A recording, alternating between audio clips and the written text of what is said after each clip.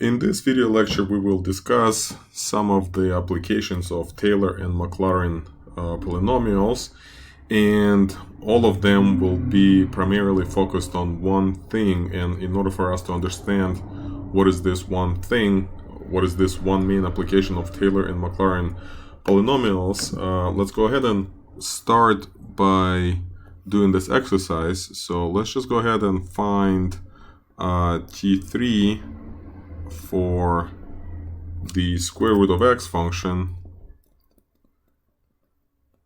and let's do all that around x equals 4, and we're going to do that by using this formula.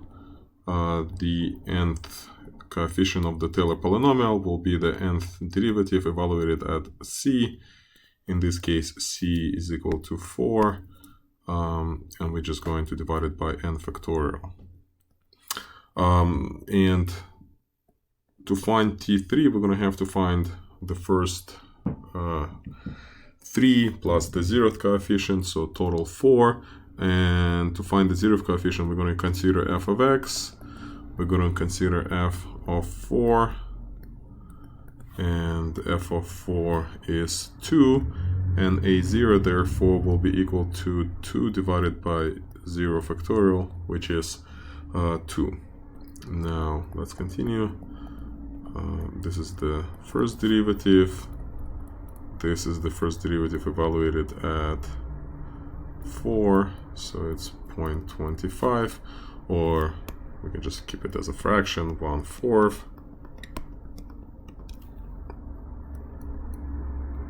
And the first coefficient will be 1/4 divided by 1 factorial, so it's just 1/4. Let's continue. The second derivative will be, it's going to be negative 1/4 square root of x cubed, just using the power rule. Here, evaluating the second derivative at 4 will give us negative 1 over 32. And therefore the second coefficient will be negative 1 over 32 divided by 2 factorial. This is negative 1 over 64. And the last one for T3, coefficient can be found by differentiating it again. So we get, so we have negative 3/2, so it's going to be 3/8, and the power goes more down by 1, so it's now square root of x to the 5th, and the third derivative at 4 will be 3 over square root of 4 to the power of 5. Square root of 4 is 2, 2 to the 5 is 32, 32 times 8 is 256.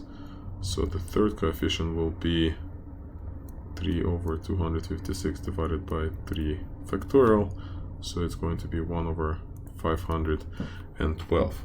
And we can now write the Taylor polynomial of degree 3 for this function by putting all of this together.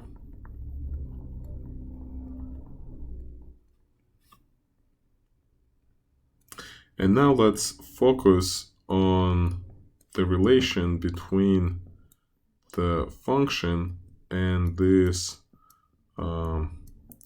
polynomial.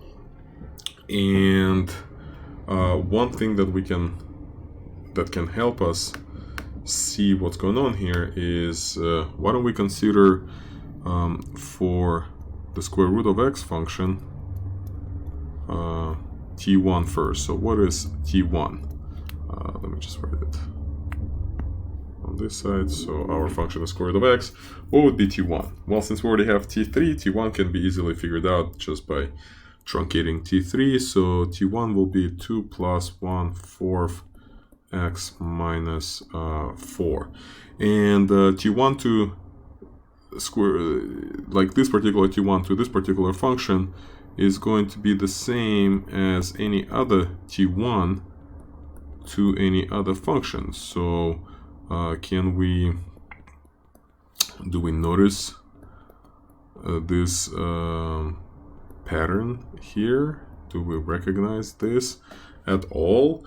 And to help us identify this pattern, I'm just going to use Desmos here, and let's go ahead and let's graph the function, the radical function here, and let's also graph t1. So what is exactly t1 of x? In our case, it is it's going to be 2 plus 1/4 times x minus 4. So do you see what this t1 represents? And here it is t1, but in general it could be just, let's introduce some c values. Let's say if c is 4, then t1 will be a function evaluated at c plus derivative of the function at c times x minus c. So this is like the general form of t1. And what is it? So obviously we're looking at c equals 4 right here, right? So this is our input 4, and what's going on? What's the relation between the graph, the red curve, which is the original function, and the blue curve, which is the t1? If you answered this question with the words, it looks like t1 is a tangent line to the graph, you are correct. And notice how, depending on what, or regardless of what the c value we would pick originally, the first degree Taylor's polynomial, it's just nothing but the equation of the tangent line. So what's going to happen if we add another term, or consider for a second t2? So to consider t2, we're going to have to add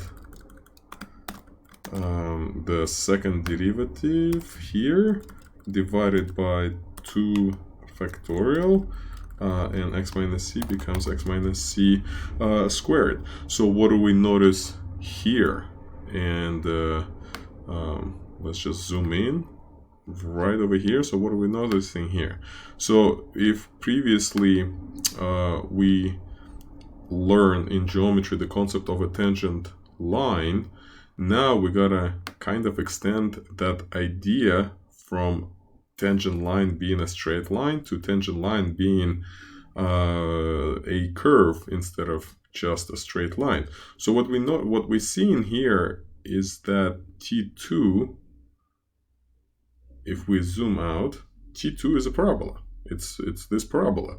But when you use zoom in locally around x equals 4, we kind of now having problems distinguishing between this parabola and the graph. So I can turn off the graph here, and you can see like it's really pretty much, it looks like the same graph. And this gives us an insight on what Taylor polynomials really are in regards to the function. They are nothing but approximations, like polynomial approximations of the function. So if we add the third term and consider the t3 polynomial like this, right? So this is going to be now t3, and if we zoom out, we're going to see that this new curve, it's a cubic polynomial, but its graph around this particular value c equals 4 is indistinguishable from the graph of the actual function. And this depends, of course, on the choice of c. So as c changes, so now we shifted it to 1, so now this happens around 1. So Taylor polynomials in general, and Maclaurin polynomials in particular, are what we would call the tangent curves to the graph of the original function. So going back to here, what we observed here, this was just the tangent, what we called line, but that was assuming that all lines are straight, right? Now, considering t2, in this case t2 is this.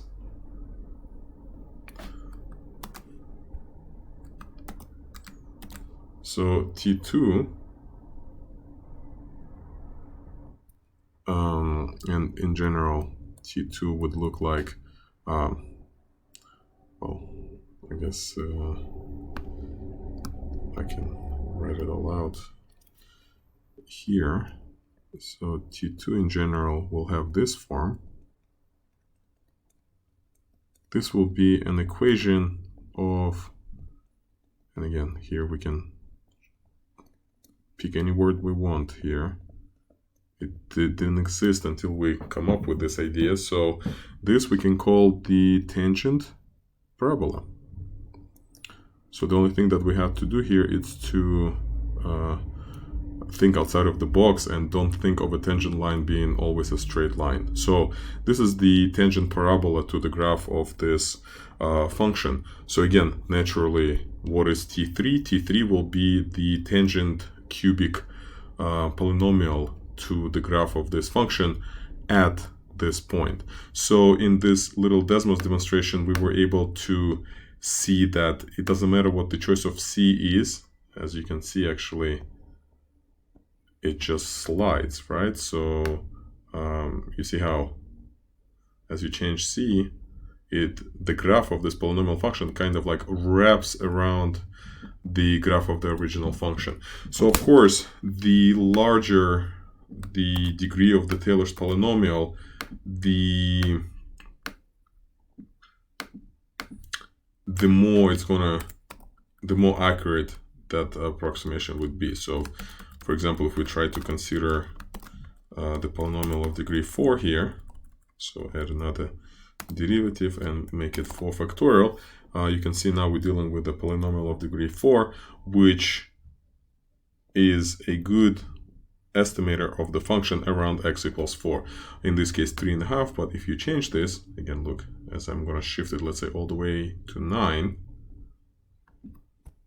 So now this function estimates they're indistinguishable at this point, right? So the further you zoom in, the harder it will be to distinguish between the red and the between the red and the green curves, right there. But when you zoom out, the difference becomes more obvious, and this is true not just for the square root of x, the way we defined the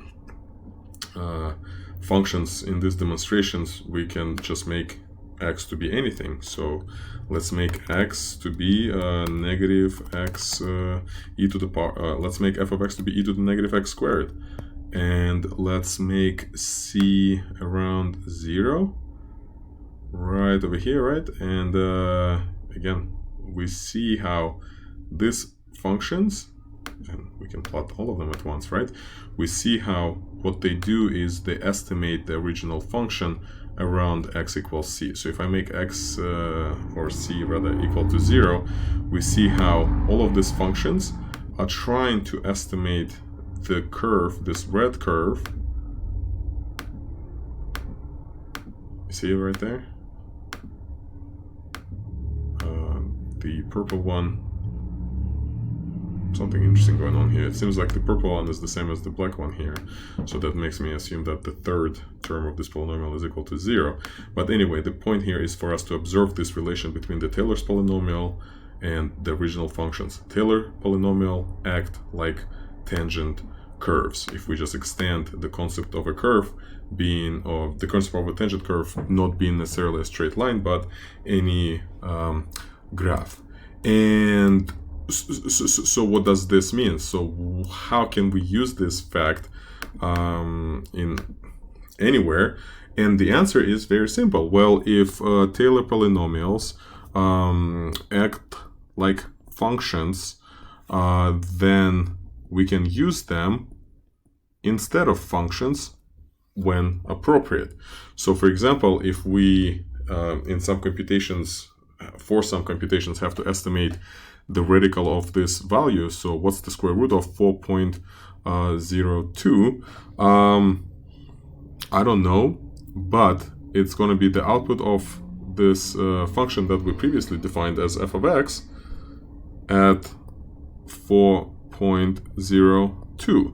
But we know that our function acts or behaves, or we know that our polynomial, Taylor's polynomial of degree 3, pretty much behaves just like that function around 4. So, and this is where the application comes in. So instead of evaluating the function at 4.02, we're going to evaluate the Taylor's polynomial at 4.02. And working with polynomials is definitely much easier than working with any function that is not a polynomial. I don't know what square root of 7, but I can figure out, I don't know how to take square roots by hand, but I know how to multiply and add by hand, and polynomials is nothing but addition and multiplication. So if we take our T3 here, and we replace x with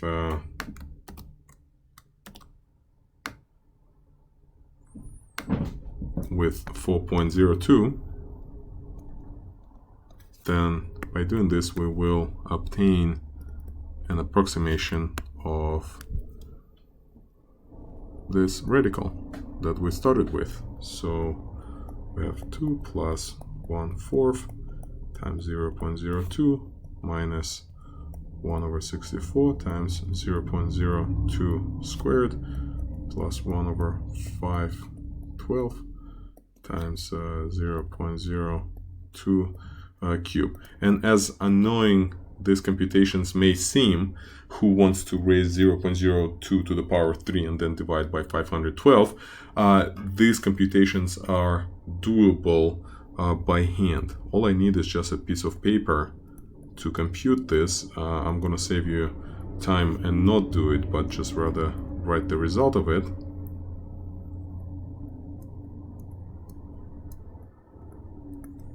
And feel free to check my work.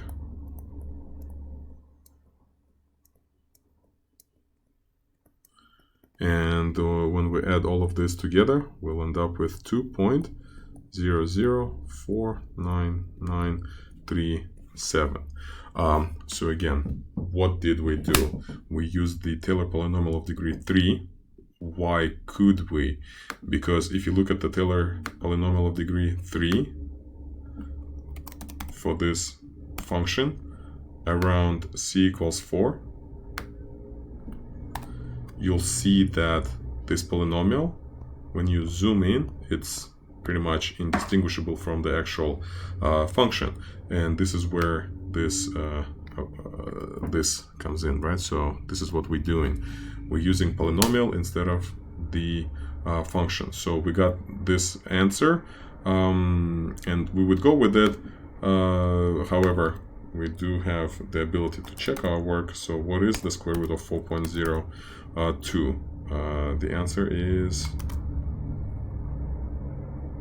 that, right? So this is the actual answer, and we can see that what we were able to do without the use of a calculator, it's very close to what the actual answer is. We definitely got the first 6 digits correct. Actually, the first 7 digits we got correct, which is pretty amazing considering that we only have used the polynomial of degree 3 as an estimating tool. To improve the accuracy, of course, we can use polynomials of degree much higher than 3. All right, so let's do another exercise. Let's compute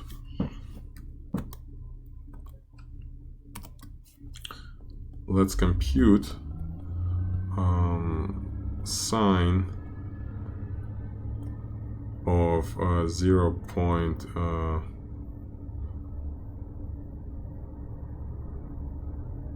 I don't want to use 0. Oh, we can do, yeah, let's do 0.3 over here.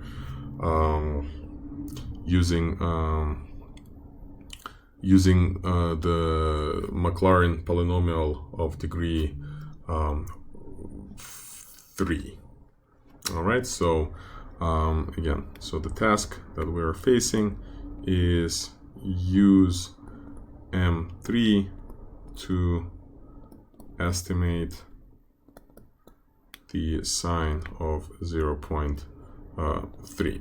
Okay, and to use M3 we have to find m3. But the idea is very simple here, right? So sine of 0.3 will be equal to m3 at 0.3. That's the whole idea. So the main problem here is actually finding m3, and to find m3 we can use the fact that we do know what the sine power series is. So let's recall this. Let's recall the Maclaurin series for the sine of x function. Sine of x can be written as this, -1 to the n, x to the power 2n plus 1 over 2n plus 1 factorial. N goes from 0 to infinity. And since we're only looking for m3, we're going to be taking only the terms up to the third degree, third power. So when n is equal to 0, we get x. When n equals 1, we get -16x cubed, and everything else we get after this will not be a part of m3. However, let's just make it, I guess, more interesting. We don't have to, but let's just put m5 here, right, just to include more terms. But you'll see how it actually 1 over 5 factorial, it's 120 x to the power 5. So this is m5, and to use m5 means, and we can check that also easily, we don't have to take anybody's word for it. We can actually define x to be, the function to be sine of x. We can define c to be 0. Actually c is 0 here, right? And if we're looking at the 5th degree polynomial, here's what it's going to look like. This is the 5th degree, like this, right? And let me minimize this so we can focus on the actual picture. And red is our original function, right? And blue is the polynomial of degree 5 that's supposed to estimate this function around 0. And if we didn't zoom this far, if we were just to stay around here, you wouldn't be able to distinguish between the graph and the original function. So this is the graph, this is the function. They look nearly identical around 0. And since what we're doing is actually estimating the value of the function around 0.3. So around 0.3, they are very indistinguishable. So this is why what we're doing is totally appropriate. Using this function to estimate the value of the sine function around pi would be inappropriate, because around pi, the polynomial kind of starts to diverge. And later we'll learn the tool that would allow us to kind of have some sort of control on what degree polynomial is appropriate to use for certain tasks. But for right now, we are very close to 0, and it seems to be appropriate to use polynomial, Taylor's polynomial, or in this case it's Maclaurin's polynomial of degree 5 to estimate the output of the function around 0 at 0.3. So back to this problem. Sine of 0.3 is approximately equal to m5 at 0.3, and m5 at 0.3 can be found by doing this.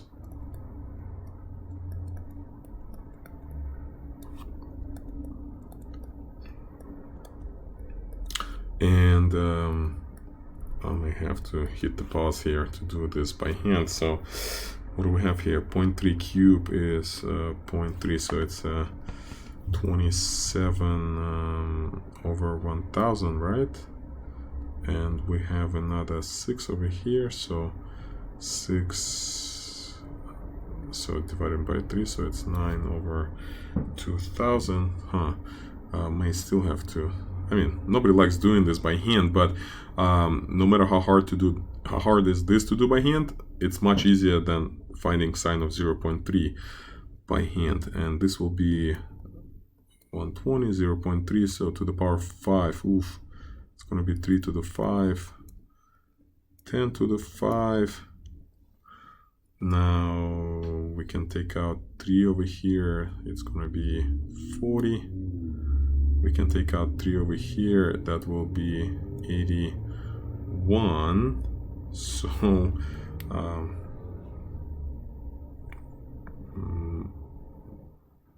almost there, I guess, right? So if we're gonna, in the spirit of this problem, we want to avoid using a calculator, but this will be 9 over 2, so it's 0.0045 plus, and this one will be what's 81 divided by 4, so 4 goes into 81, 2. 4. Actually, I forgot how to do this one.